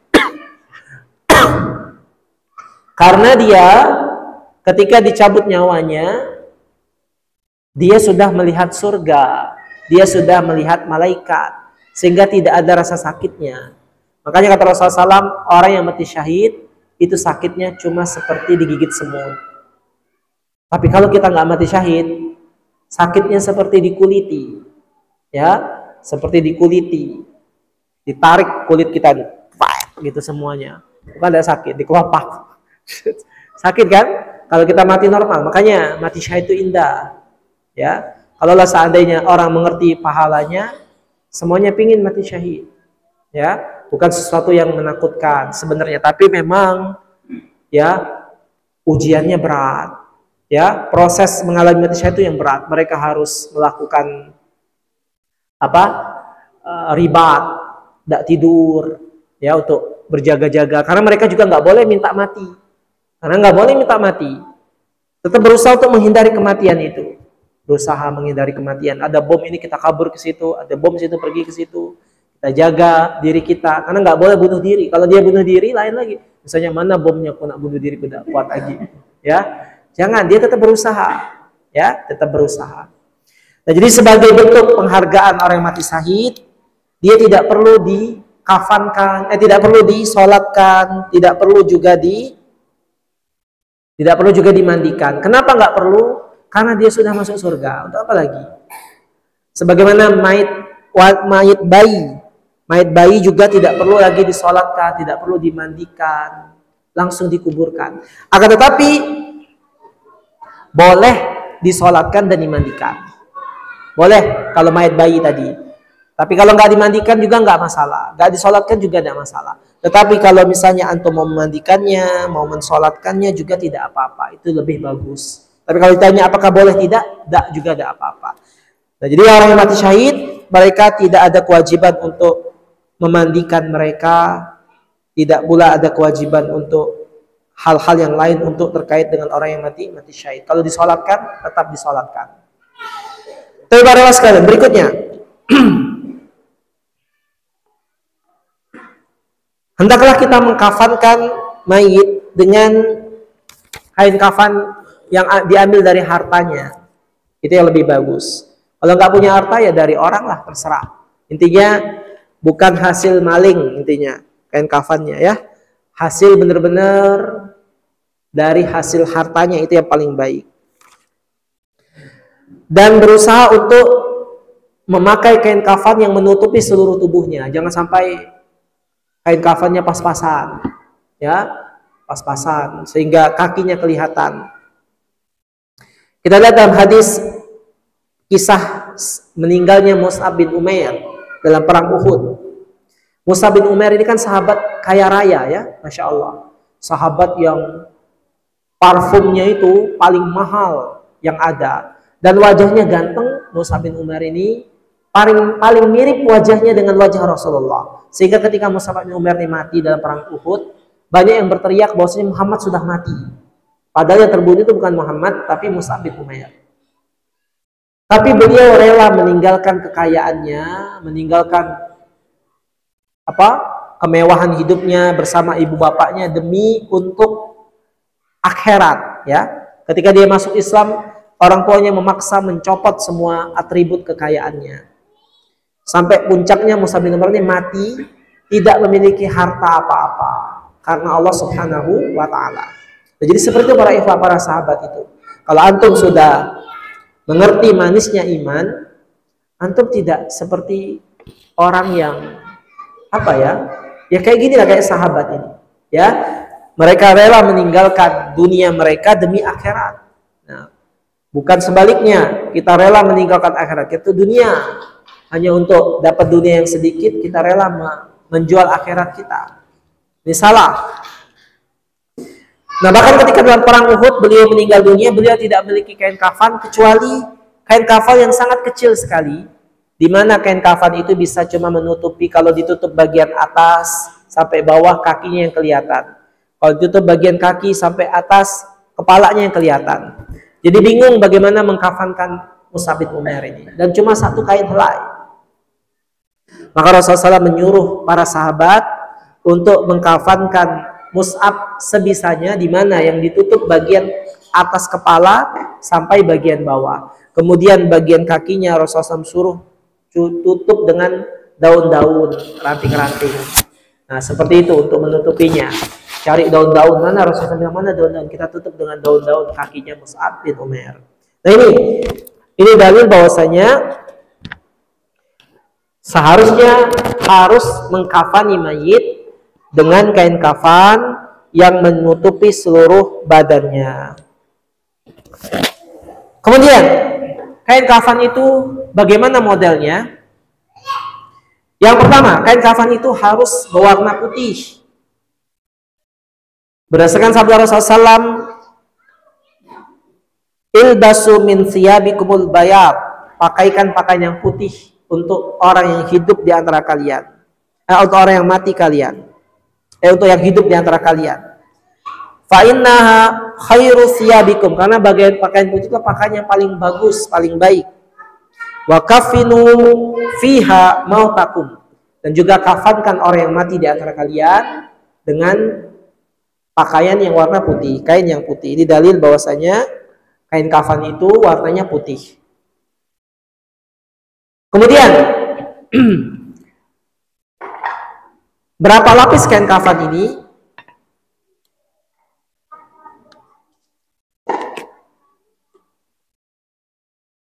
Kain kafan ini minimal 3 lapis.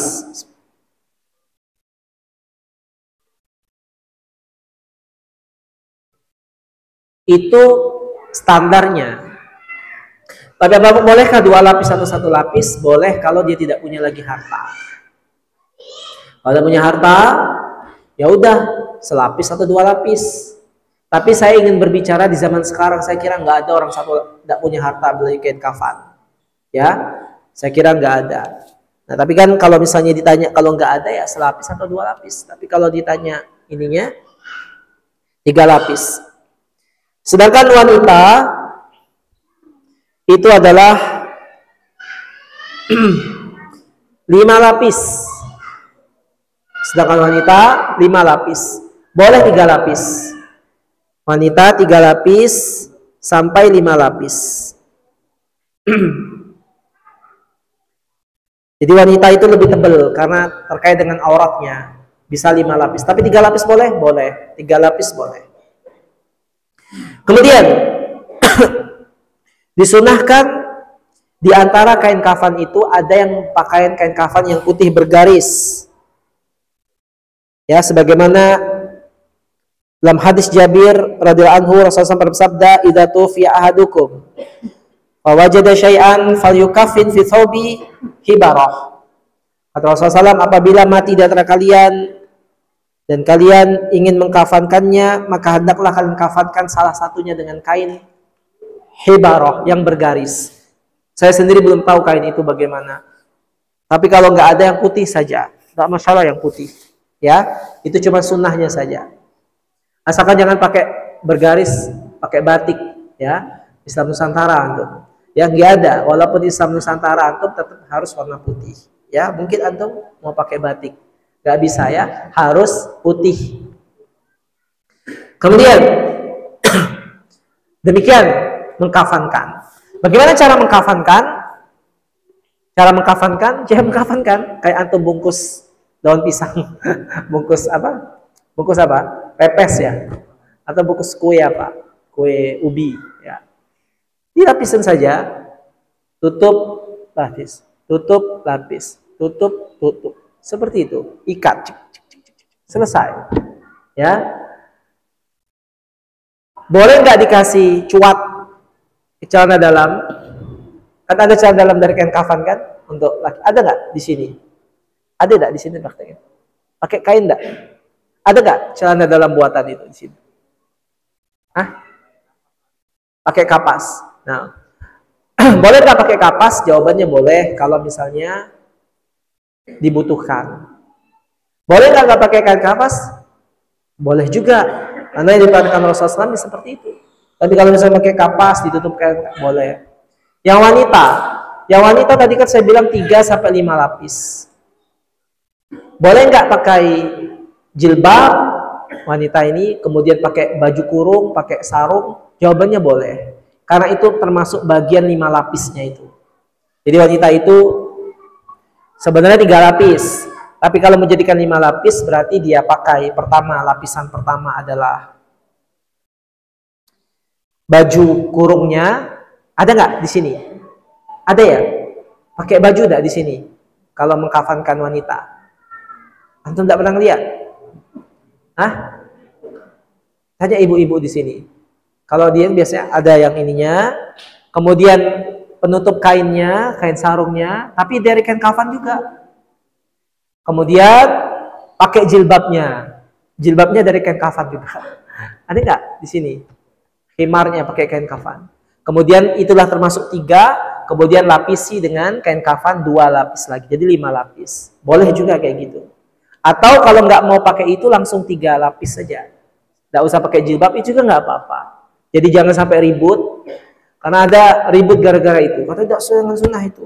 Ya, masa pakai jilbab, ya apa-apa entah tadi ya. Jadi harusnya 3 lapis saja. Antum 3 lapis saja dengan kain atau 5 lapis nggak masalah. Antum misalnya di kampung antum, mereka juga menyelenggarakan dengan sistem ada jilbab-jilbaban dari kain kafan, itu juga nggak masalah. Yang nggak boleh itu, misalnya antum pakai celana jeans masuk, ya, dipakai celana jeans, pakai baju kayak gini, bungkus kain kafan, itu yang nggak boleh, itu jelas tidak sesuai, ya, ini namanya aneh. Tapi kalau dia misalnya pakai kain kafan dibuat rupa-rupa jilbab, dibuat rupa-rupa baju kurung, itu tidak mengapa. Kemudian kita ikat dengan 5 tali. Boleh lebih, ya boleh juga. Antum mau berapa tali?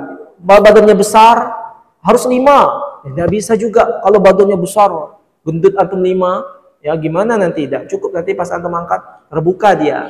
Ini ya fleksibel, ikhwah. Karena nggak ada dijelasin kan? Apa harus berapa kainnya, berapa talinya. Intinya, antum sesuai dengan badannya itu. Kayak gimana badannya itu. Ya, atau antum bawa badan gajah atau badannya yang langsing, ya, tergantung. Baik, demikian cara mengkafankan. Nanti kita praktek. Berikutnya, setelah kita kafankan, yang kita lakukan berikutnya adalah sholat jenazah. Sholat jenazah. Sholat jenazah ini merupakan hal yang wajib juga kita lakukan untuk mayit. Setelah dia dikafankan, kemudian kita bawa jenazah itu. Kalau di zaman Rasulullah SAW, mereka mensolatkan jenazah tidak di dalam masjid, tapi ada tempat khusus di luar masjid. Tapi apakah boleh dalam masjid? Jawabannya boleh. Tidak mengapa kita, ya, mensolatkan jenazah di dalam masjid. Tidak ada masalah.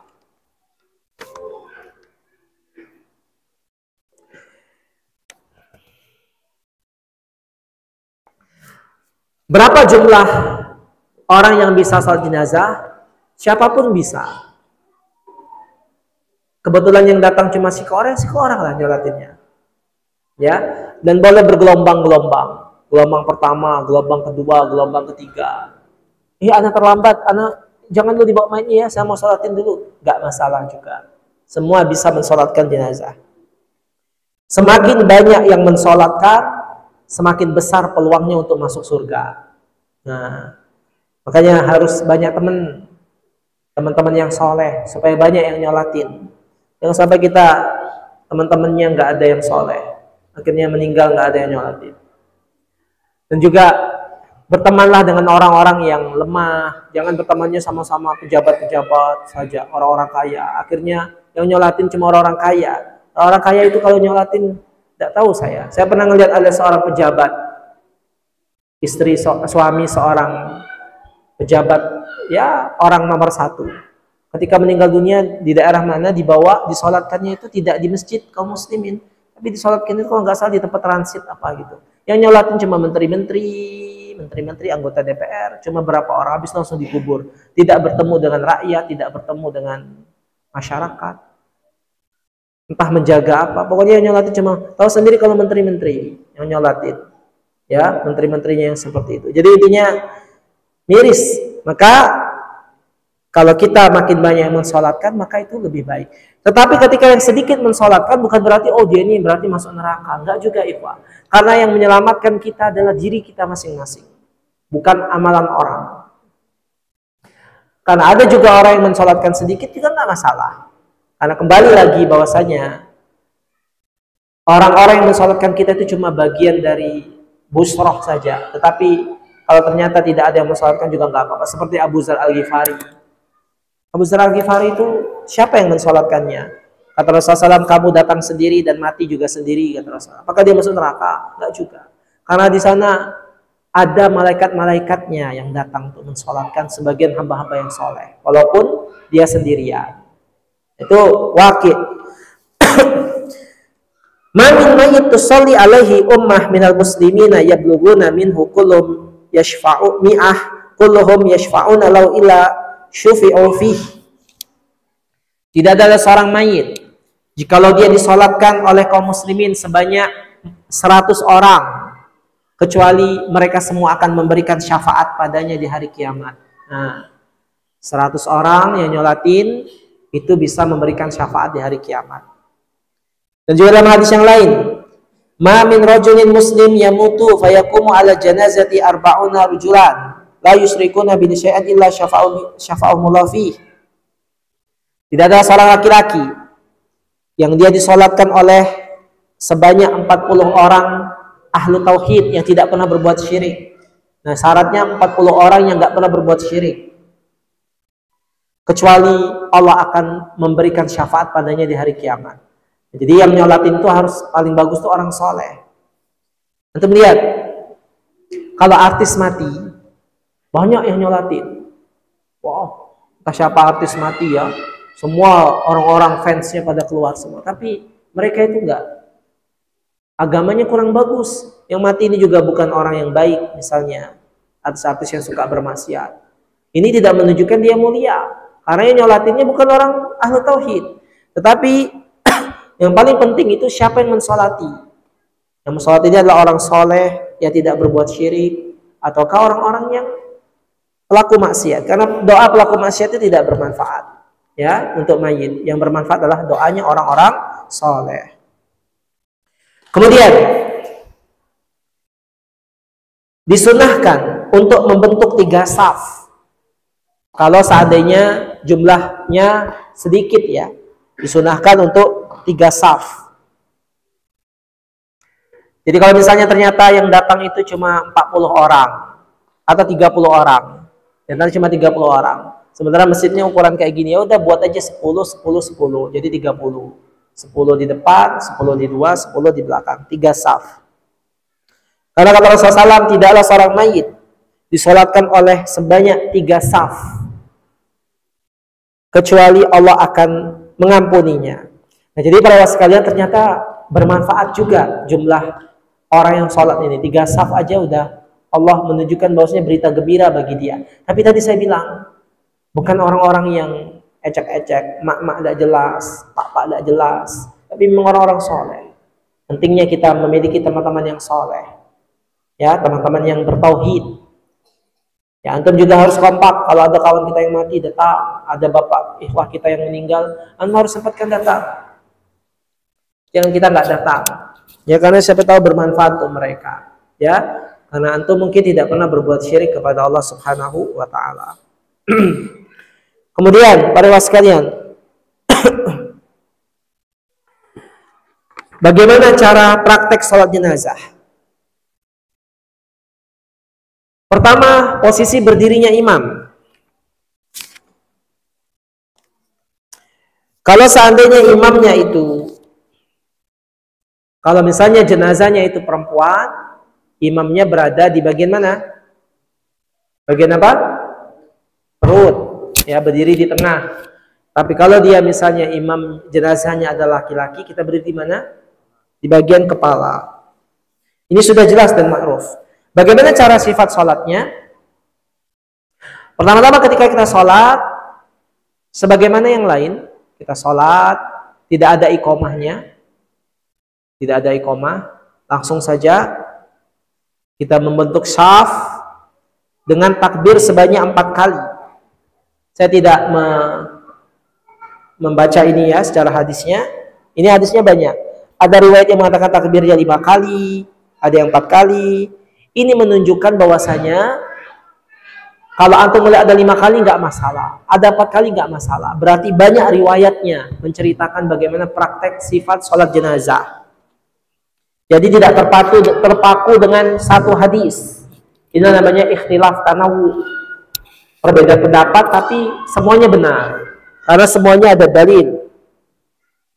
Ada yang dia bertakbirnya 4 kali, ada riwayat takbirnya 5 kali, ada riwayat takbirnya 6 kali. Itu semua hadisnya sahih dan tidak mengapa. Dan disunahkan untuk mengangkat tangan setiap takbir tersebut. Dan di sini juga ada khilaf para ulama. Sebagian mengatakan tidak perlu mengangkat tangan dalam setiap takbir. Tetapi pendapat yang rajih berdasarkan dipraktikkan oleh Ibnu Umar, Ibnu Abbas, yaitu kita tetap mengangkat tangan dalam setiap takbir.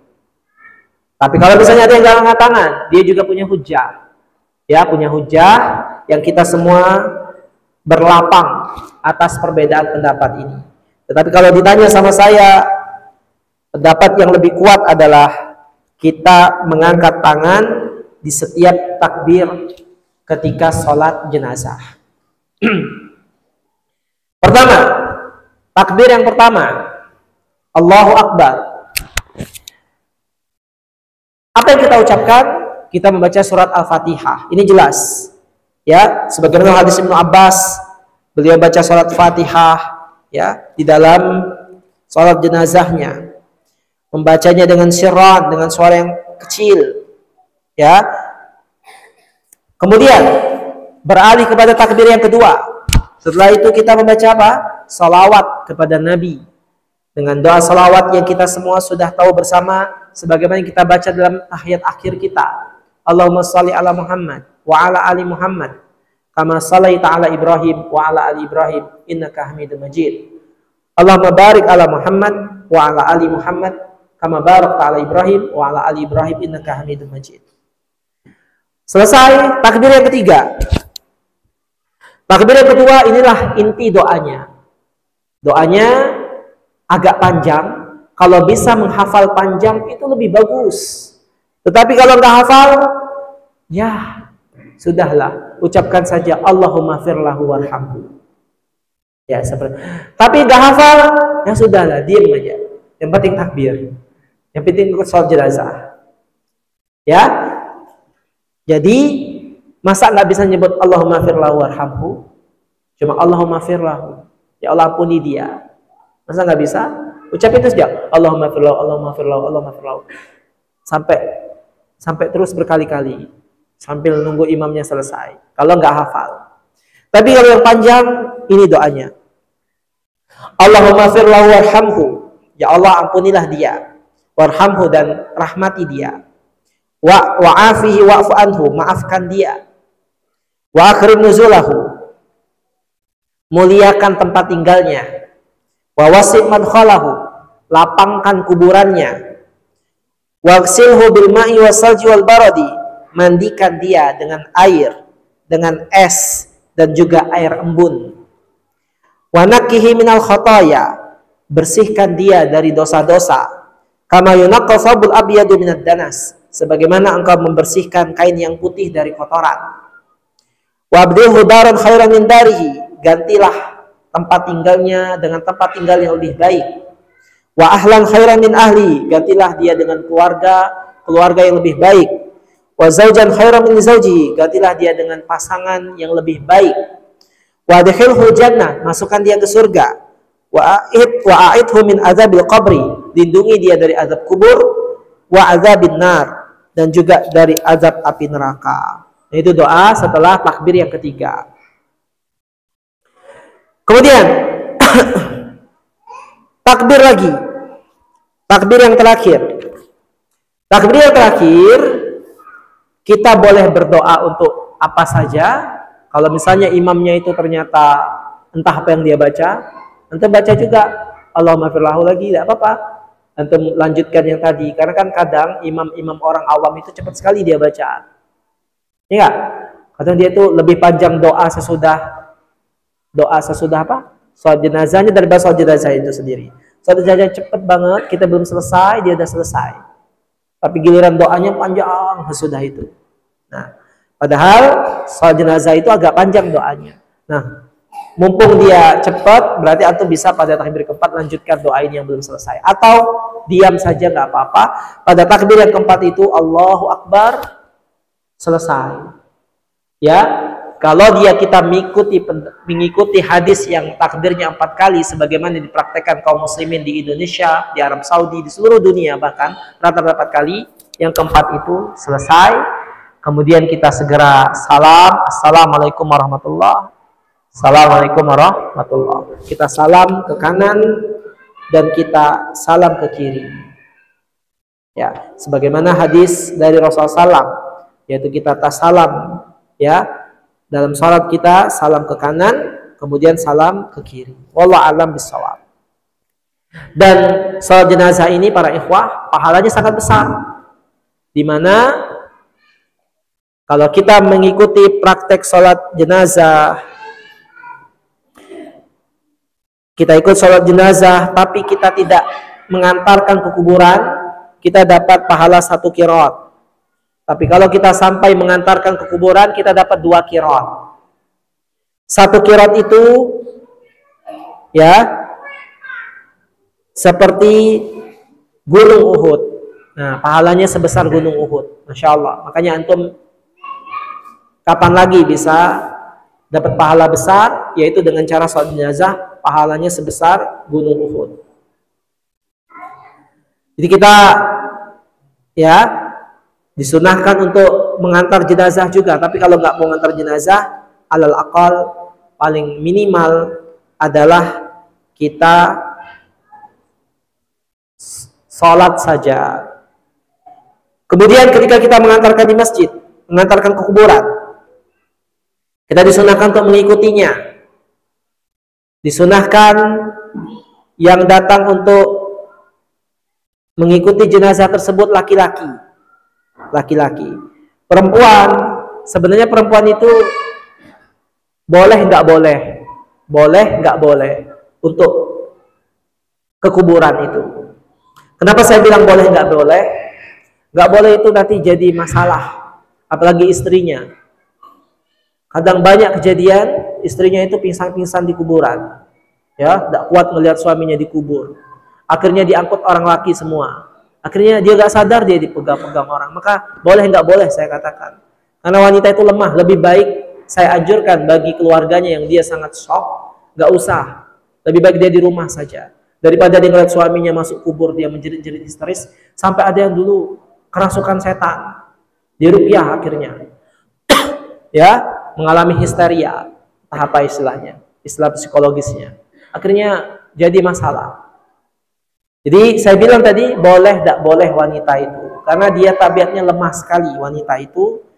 Jadi lebih baik kalau saya boleh milih, dia tidak usah ikut daripada dia shock menjadi masalah. Kemudian ketika kita mengangkat jenazah, mengantarkan jenazah, disunahkan tidak pakai mobil kendaraan. Kalau kuburannya dekat, kalau jauh ya pakai mobil. Antum nggak mungkin bawanya jauh-jauh sampai 3 kilo, ya mati semua tukang ngangkutnya. Apalagi orangnya banyak dosa, aduh berat gara-gara nonton film Hidayah, ya berat sekali. Datanya mayatnya malah terbang lagi kemana? Ke pohon. Antum mau ngangkut-ngangkut, susah kita. Jadi para ikhwah, kalau dekat kata saya tadi, kalau jauh baru pakai mobil ambulan. Tapi kalau dekat bawa dia jenazah itu, ya. Bahkan disunahkan tidak pakai tutup ringgo-ringgo. Nah ini paling dahsyat. Paling dahsyat dibiarkan terbuka. Tapi bukan berarti mayatnya kelihatan ya, ditutup juga. Tapi kelihatan dia itu diangkut. Kayak itu lihat di Arab sana. Di Arab sana kayak gitu kan, mayatnya terbuka.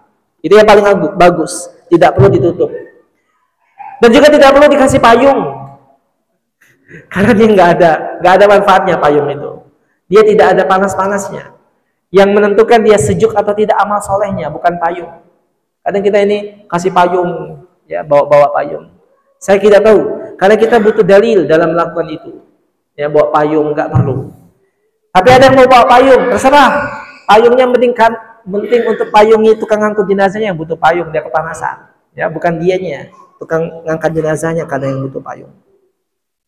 Dan tidak boleh juga mengikuti jenazah itu dengan suara-suara, tangisan-tangisan. Kata Rasulullah SAW, la tutba'ul janazah bisautin wala nar. Jangan kalian ikuti jenazah itu dengan suara, dan juga tidak boleh menyalakan api. Nah, jadi apa yang kita lakukan? Bawa saja. Tidak ada saut, tidak ada suara. Berarti kalau misalnya antum ada suaranya, kayak film horor. Saya pernah melihat film horor. La ilaha illallah. Lalu bawa jenazah. Ya, Justru jadi la ilaha illallah kalimat tauhid jadi kayak horor, menakutkan. Ya, kayak menakutkan sekali bawa mayit seperti itu. Lagi malam hari, la ilaha illallah. Ya seperti ya. Jadi bawa saja tanpa harus ada ucapan-ucapan tertentu. Allah alam bisawab. Kalau seandainya itu bisa, tentu kita sudah mendapatkan dalilnya. Karena agama kita ini sudah sempurna, sehingga tidak ada satupun yang tidak dijelaskan oleh Rasulullah SAW. Ya, jadi bawa saja kemudian dikuburkan. Kemudian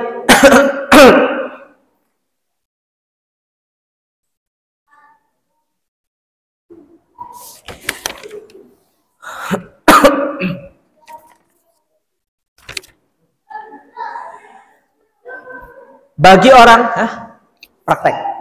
Oh ya, baik. Kita sekarang praktek untuk jenazah ya, karena sudah habis waktunya. Saya kira sudah cukup ya tentang itu semua. Nanti kita akan gimana? Apa itu? Oh bagi snack apa praktek? Oh bagi snack. Ya silakan dibagi snacknya. Masya Allah. Kirain mau praktek.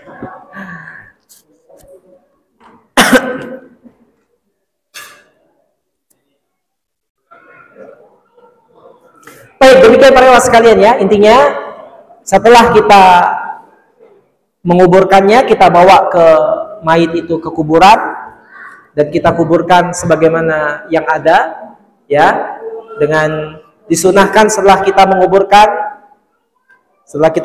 mayit, kita disunahkan untuk mengambil tanah yang ada di situ, kemudian kita taruh di situ sebanyak tiga buletan ya, kita taruh di situ juga.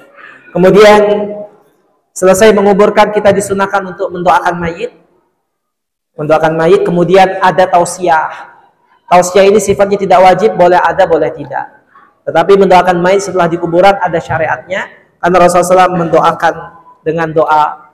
Kata Rasulullah SAW, doakan dia karena dia akan ditanya. Doakan dia supaya bisa menjawab pertanyaan malaikat, karena dia habis ini akan ditanya. Alam bisawab ya. Mudah-mudahan ini bermanfaat, karena waktu kita sekarang untuk praktek, kita saatnya praktek mulai dari memandikan, habis itu kita mengkafankan, kemudian kita mensolatkan jenazah. Alam bisawab, sudah ada modelnya, calon mayitnya sudah ada. Kita mau praktek sekarang, istirahat dulu sebentar ya.